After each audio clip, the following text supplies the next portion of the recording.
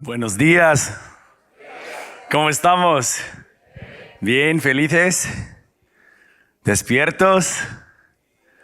Nadie está enfermo, ¿verdad? Ya no es verano, ya estamos en otoño. Estoy viendo que hay gente que siente ya ese tos, esa cosquilla, ¿no? Sí. Y los niños ya llevan varias semanas de vuelta a la escuela, ¿no? Felices y contentos también ellos, ¿verdad? Bueno, como es el caso, me imaginaba que iba a ser apto comenzar hoy con un examen sorpresa. ¿Les parece bien? Les hago una pregunta, para que me perdonen después. Una pregunta, ¿qué tiene que hacer una persona para ser salvo? ¿Qué tiene que hacer? Piénsatelo, hazte la lista. Lo decimos cada domingo, compártelo con su vecino tal vez ahora. ¿Qué tiene que hacer? ¿Sí? ¿Qué tiene que confesar? ¿Qué tiene que creer? ¿Qué necesitan hacer? ¿Qué tan a menudo? ¿Verdad? Es probable, con esta cantidad de personas en este salón, que ha habido varias respuestas, ¿verdad? Y ha habido pesquisas y encuestas, y recientes también, no antiguas, que dicen que hay respuestas mixtas a esta pregunta. Muy mixtas. Y se dice, según esas pesquisas, que más que la mitad piensa que sus obras, o sea, tus obras, mis obras, tienen que ver con nuestra salvación. Y no es así. No es así. Pero antes de juzgar esa cantidad de personas que piensan o que creen esto, hay que reflejar de qué forma trato yo de ganar, de merecer el amor de Dios, el perdón de Dios, su salvación. ¿Qué hago yo? Pensemos un segundo en la culpa. Yo debería estar, termina la frase, leyendo más la Biblia. Yo debería estar dando más a la iglesia. Yo debería estar sirviendo más en la iglesia. ¿Sí? Sentimos culpa. Vivimos también con vergüenza. Yo necesito ser perdonado, pero Dios no me va a perdonar a mí. No puede perdonar a mí por lo que yo he hecho, por lo que sigo haciendo, por lo que sé que haré nuevamente. No puedo enfrentar a Dios porque sé cómo he estado viviendo. Vivimos con vergüenza, ¿verdad? Un enemigo de nuestra alma. Y a nivel práctico, yo creo que es muy natural llegar a este punto. Porque son dos cosas, apenas dos que acabo de nombrar, que todos vivimos. Vivimos en un mundo donde tienes que ganar tu estatus, tu éxito, hasta tus riquezas, ¿no? Con tu propio rendimiento. Entonces, si lo vivimos con nuestras familias o en la escuela, en el trabajo también, tiene sentido que así lo vivamos también con Dios. Intentamos ganar su favor, su amor, su misericordia, todas esas cosas que acabamos de agradecerle. Intentamos ganarlo por nuestras obras. Así que, ¿cómo podemos saber que estamos bien con Dios? ¿Tú te lo sabes esta mañana? ¿Que estás bien con Dios? Hace 500 años, muchos cristianos comenzaban a hacerse esta pregunta. Ellos querían saber, ¿cómo puedo saber que mi relación con Dios está bien? Y desafortunadamente la iglesia, su respuesta muchas veces fue una respuesta confusa, onerosa y a veces también hasta explotadora, ¿verdad? Y sigue pasando hasta hoy.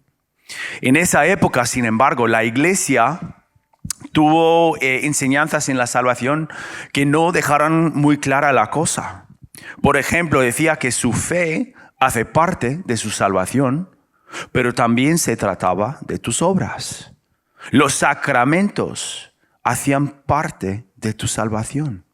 Y la iglesia tiene la autoridad, decían, de confirmar si tú estás bien con Dios o no.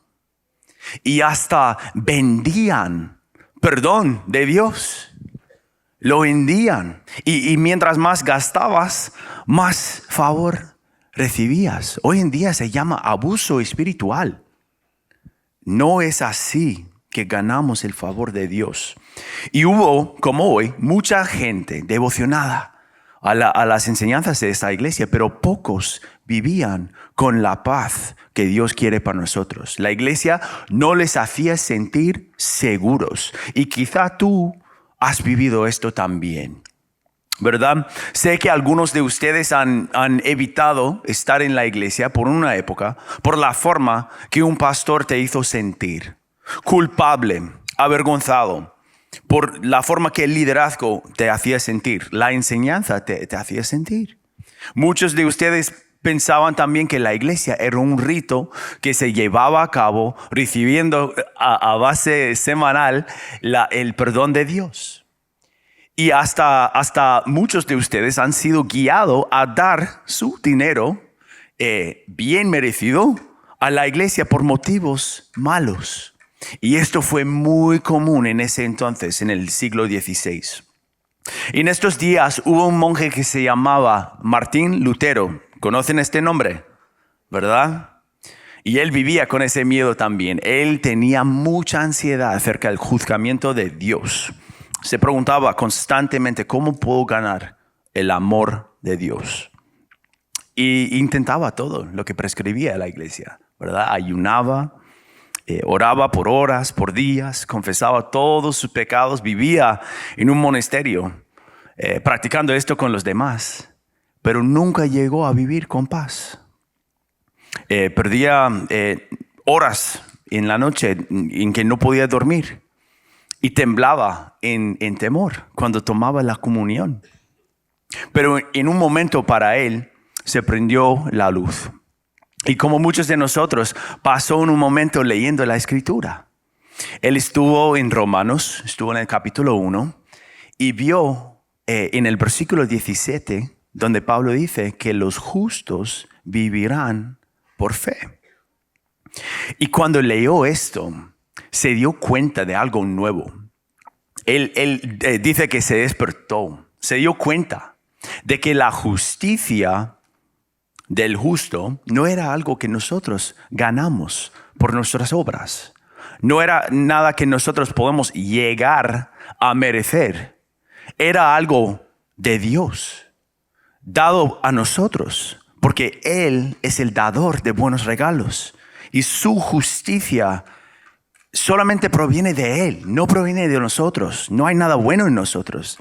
Así que recibir de Él, de Dios, es la única forma que podemos estar bien con Dios. Eso nos quita un montón de presión, ¿verdad?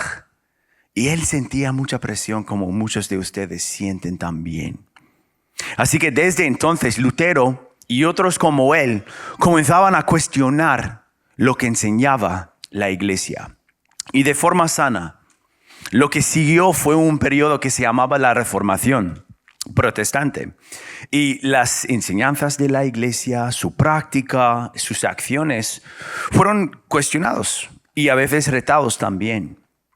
Así que en estas próximas semanas vamos a estar echando un vistazo a algunos de los principios que surgieron de estos tiempos, que se llaman las 5 sola, solei. No sé cómo se dice porque no hablo latín, pero solae se escribe.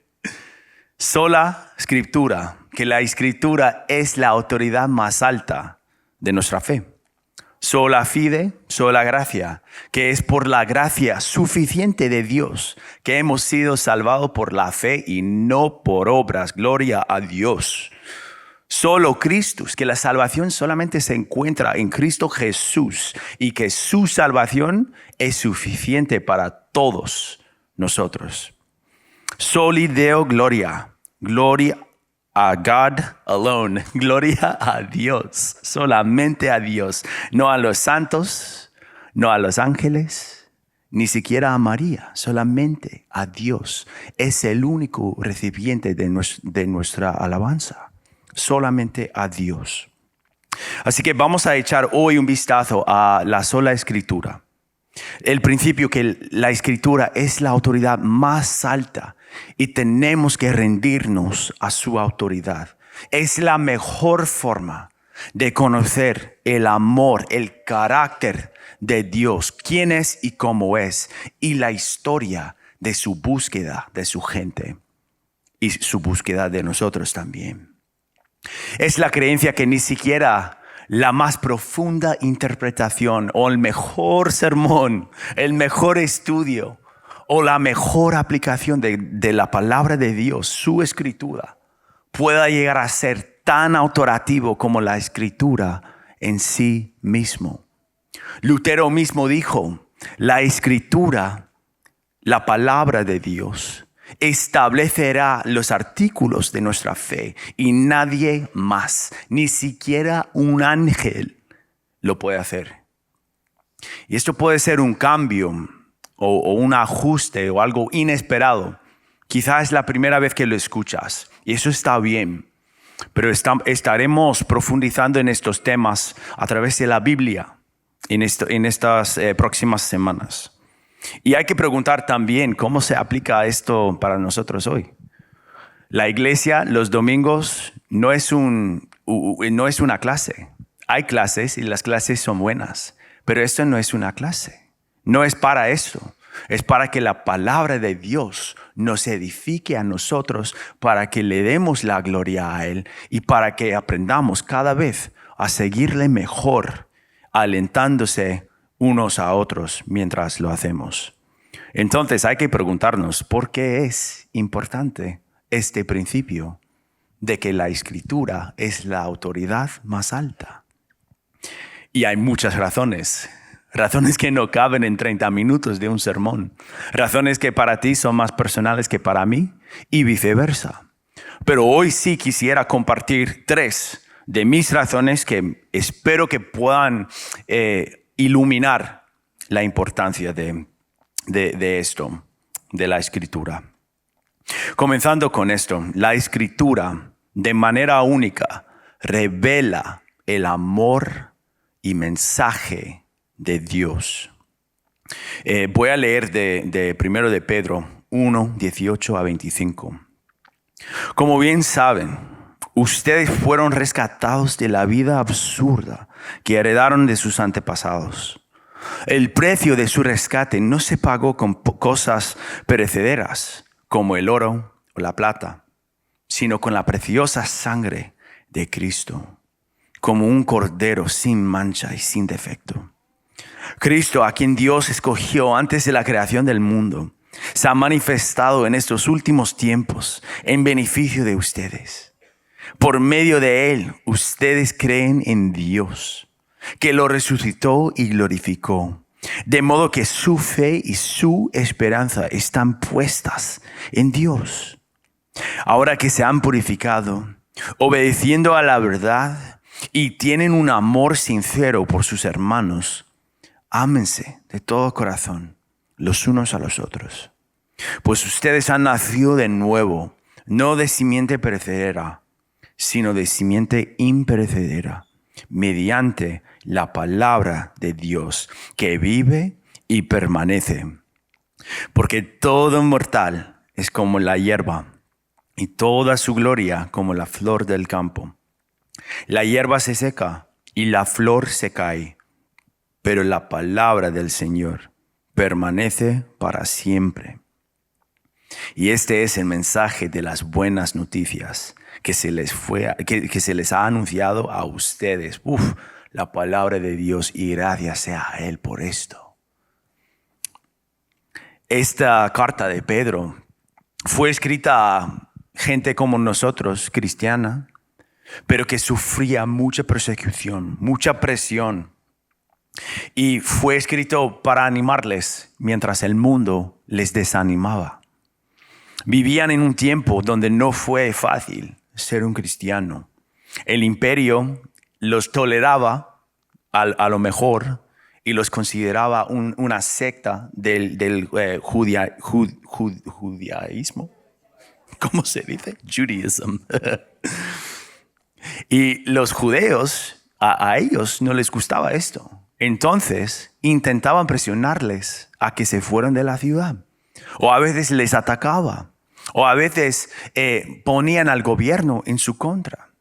Y luego hasta las familias de la gente convertida, los cristianos convertidos, se iban disasociando con ellos o abusándoles a ellos.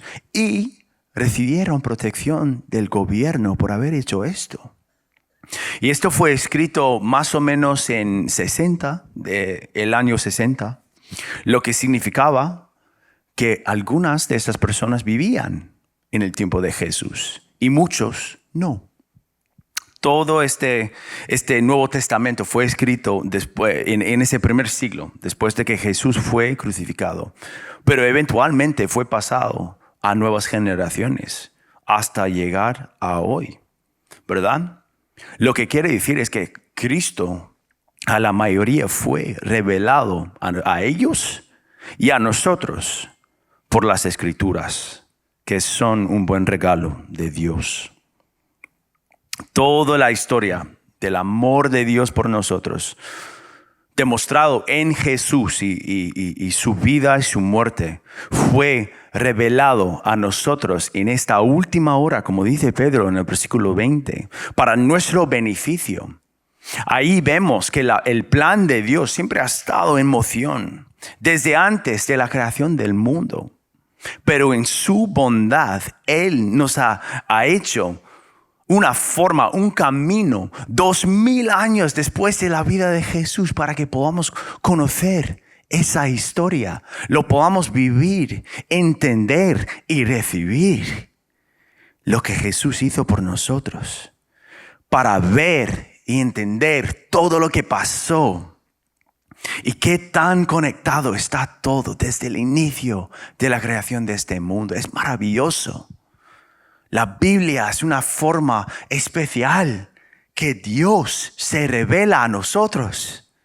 Tenemos una narrativa constante de un Dios más constante aún. No cambia nunca.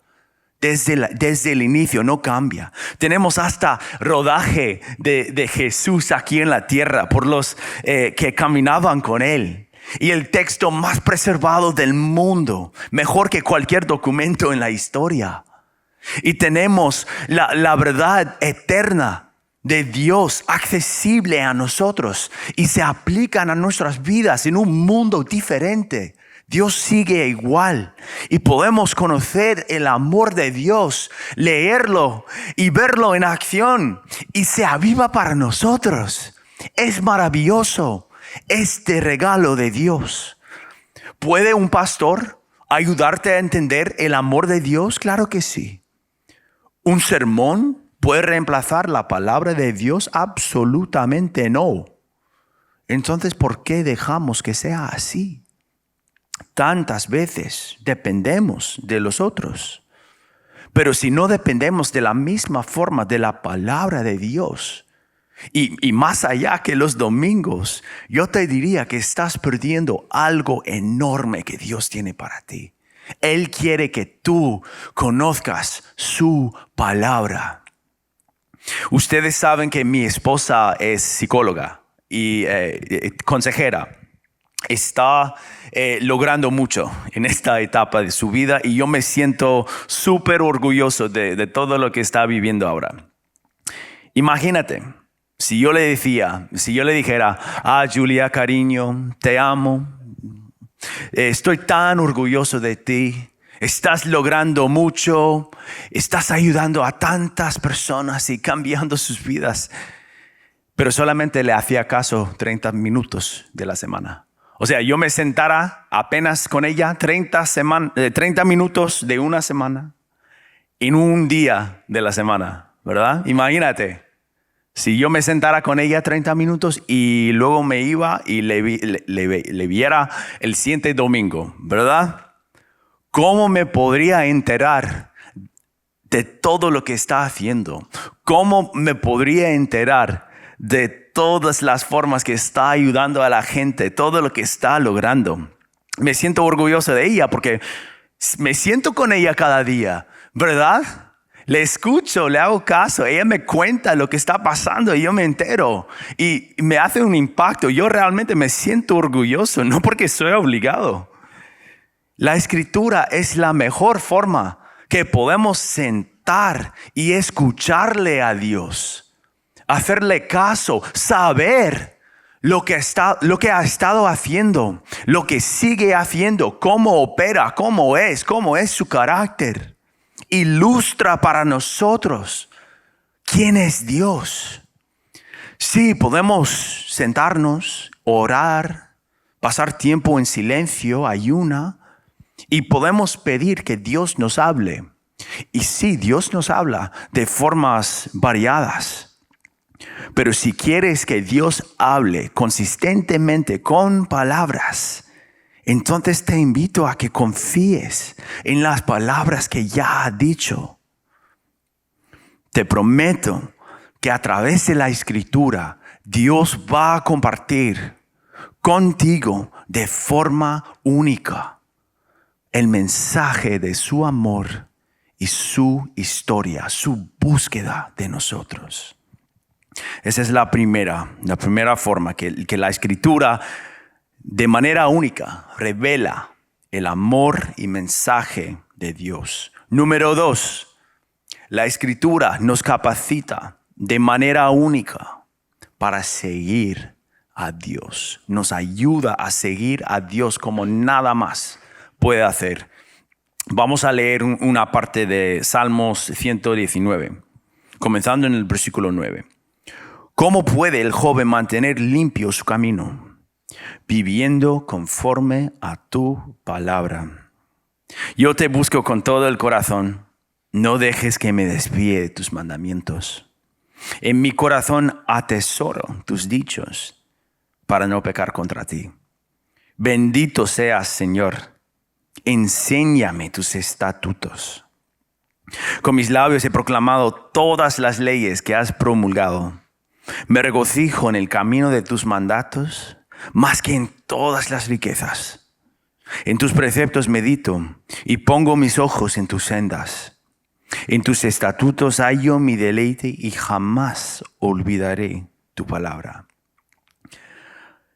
Hablamos mucho en la iglesia sobre seguir a Dios, ¿verdad? Pero puede ser un término bastante nébulo. A veces reclamamos no saber cómo seguir a Dios o no saber lo que es lo siguiente en nuestro caminar con Dios. Y el salmista dice aquí, ¿cómo puede un joven mantenerse en el camino de Dios, de la pureza? Es por vivir según su palabra. Y este pasaje proviene del salmo más largo de toda la Biblia. Tiene 176 versículos. Es un poema y una carta de amor a Dios por su palabra. Todo ese salmo.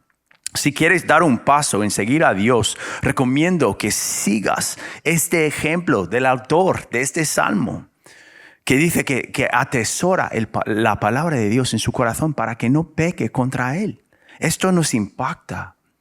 El Centro para Interacción con la Biblia hizo una pesquisa una vez y dijo que la gente que lea la palabra 4 veces o más por semana son 400 veces más probables a memorizar la escritura. Son 230 veces más probables a compartir su fe con los demás. Son 30 veces menos probable a relatar sentir solo y 60 veces menos probable a ver contenido de pornografía en línea. O sea, los números hablan por sí, pero si lo dudas, piensa en esa persona que es un modelo a seguir en tu vida, un cristiano, y pregúntate, ¿esa persona lee la Biblia a menudo? Los míos sí lo hacen. Mi consejo aquí, práctico, que comprometas algo a la memoria. Memoriza algo de la Escritura, sea un versículo. Cuando lo haces, vive en tu corazón, como dice el salmista. Y luego se mantiene en la frente de tu mente y surge en tu tiempo de necesidad. Surge cuando lo necesitas. Veo en el capítulo 4 de Lucas, Jesús fue al desierto en ayuno y se quedó ahí 40 días. Y fue tentado por Satanás, ¿saben? Y 3 veces, con 3 tentaciones principales, Satanás le ofrece algo a Jesús. ¿Y sabe cómo lo combate? Siempre dice, escrito está. La tentación está ahí, pero la palabra de Dios surge cuando lo necesitamos. Jesús lo modeló por nosotros. Estuvo, como dice la traducción en inglés, escondida la palabra en su corazón para que no peque, para que persevere, para protegerle del pecado. Así que yo les invito a que vayan a la palabra de Dios, que hagas tu esfuerzo y esperes que Dios lo va a usar. Él te está invitando a otro nivel de profundidad en tu relación con Él esta mañana. Y la palabra de Dios te capacita a que lo hagas de manera única. Tercero y por último, la Escritura nos guía de manera única a la verdad. Voy a leer de Hechos 17 para esto. Está hablando de este pasaje de Pablo y Silas en Berea. Y dice, los de Berea, eran de sentimientos más nobles que los de Tesalónica. De modo que estuvieron muy dispuestos a recibir el mensaje del Evangelio. Y todos los días examinaban las Escrituras para ver si era verdad lo que se les anunciaba. Muchos de los judíos creyeron, y también un buen número de no judíos, incluso mujeres distinguidas y no pocos hombres. Hechos es un libro lleno de movimiento, de acción, y Pablo muchas veces está en el centro, ¿verdad? Compartiendo la historia de Jesús, de lugar a lugar. Y aunque fuera un predicador muy capacitado, muy capaz, tuvo un testimonio muy poderoso, veíamos ahí que la Escritura tuvo su impacto y ese impacto fue único. Fue la fuente del discernimiento. Estos de Berea que aceptaron a Cristo fue porque fueron a averiguar con la Escritura lo que les predicaba Pablo. Ellos encontraron confirmado ahí en la Escritura lo que el pastor les decía, y como resultado ahí el Espíritu Santo les dio a creer. Y hay muchas veces que una persona puede escuchar un mensaje de Dios. Todos nosotros escuchamos mensajes de Dios de manera muy variada, ¿no? Pero la Biblia es una fuente únicamente autoritativo de la verdad. Hay mucha gente en las redes sociales que comparten sobre Dios. La has visto, ¿verdad? Levanta la mano si has visto un video hablando de Dios en Instagram. Mucho de esto es buenísimo. Comparte la Biblia, comparte la verdad, de forma que la gente lo pueda escuchar y recibir y entender. Pero desafortunadamente mucho de ello también es agenda de la humanidad. Y desafortunadamente, lamentablemente, esto pasa también en la iglesia. Pasa de la tarima. Los pastores hablan de su agenda más que de la Biblia. Pueden predicar un sermón de 1 hora utilizando 2 versiculitos de la Biblia con mucha pasión, muchos argumentos, pero poco que decir de la fuente de la verdad que Dios nos regaló en su bondad. Y la Biblia hace claro, lo hace evidente lo que Dios quiere que sea claro para nosotros. Y hay misterio más allá de esto. Quizás sea porque Dios no lo quiso revelar todavía. La Biblia es la autoridad final de lo que es verdadero, porque Dios lo ha dicho y ha permitido que dure en la prueba del tiempo. La Escritura revela de manera única el amor de Dios. Su mensaje nos capacita únicamente a que sigamos a Dios para que no pequemos contra Él, y nos lleva de manera única a su verdad, lo que es única. Y la Escritura es un regalo único de Dios, de un Dios único. Así que hazlo una prioridad. Prioriza su palabra. Hay muchas formas que lo puedes hacer, pero hazlo una prioridad en tu vida. Escúchalo mientras vas a la escuela o vas al trabajo, o cuando te despiertas en la mañana, o cuando te acuestas. O si eres como Julia, mientras comes, como tú quieras. Léelo.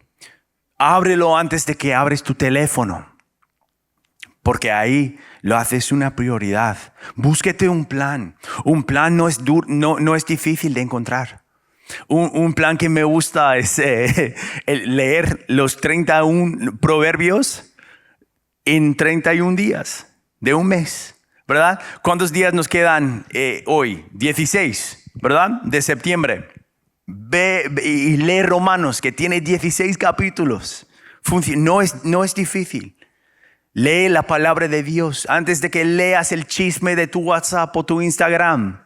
Vaya, hazlo una prioridad, porque Dios tiene algo bueno para ti. Es un regalo único, una revelación única del mensaje de esperanza de Jesús, de la fuente de la salvación, que es una entrega total a Jesús como Señor de tu vida, confiando en su sacrificio para salvarte, perdonarte una vez para todas. Es la revelación de la mano de Dios en la creación y en la historia del mundo. Es el camino para ti, el camino para mí, el camino para todos. Es un final feliz en un mundo que nos duele, que está en guerra. Es verdad para todas personas. Son principios y preceptos y un corazón de un Dios que te creó con un propósito y te ama. Te va a cuidar. Así que abre su palabra y abres su regalo. Es para todos nosotros y es para que le conozcas. Él te ama y Él te da esto en su amor. Así que prioriza su palabra. Vamos a orar. Dios, te damos gracias por este buen regalo que tú nos das, Señor, para que te conozcamos, para que te podamos buscar, para que podamos conocer la verdad a la que podemos aferrar en momentos difíciles, en temporadas difíciles, en momentos donde no entendemos lo que estamos viviendo, cuando tememos lo que va a pasar, cuando lamentamos lo que ha pasado, cuando nos duele la situación del mundo. Señor, hay muchas cosas que están pasando y queremos saber dónde estás tú. Señor, recuérdanos que tu palabra nos dices dónde estás tú, cómo eres tú y cómo nos amas. Te amamos, Señor. Ayúdanos a buscarte. Ayúdanos a vivir el amor que tenemos a ti, el deseo que tenemos para seguirte, Señor. Ayúdanos, danos la fuerza. Recuérdanos a que abramos la Biblia. Recuérdanos a buscarte, para que te descubramos cada vez más. Señor, te damos gracias por tu palabra que nunca desvanece. Y es en tu nombre que oramos. Amén.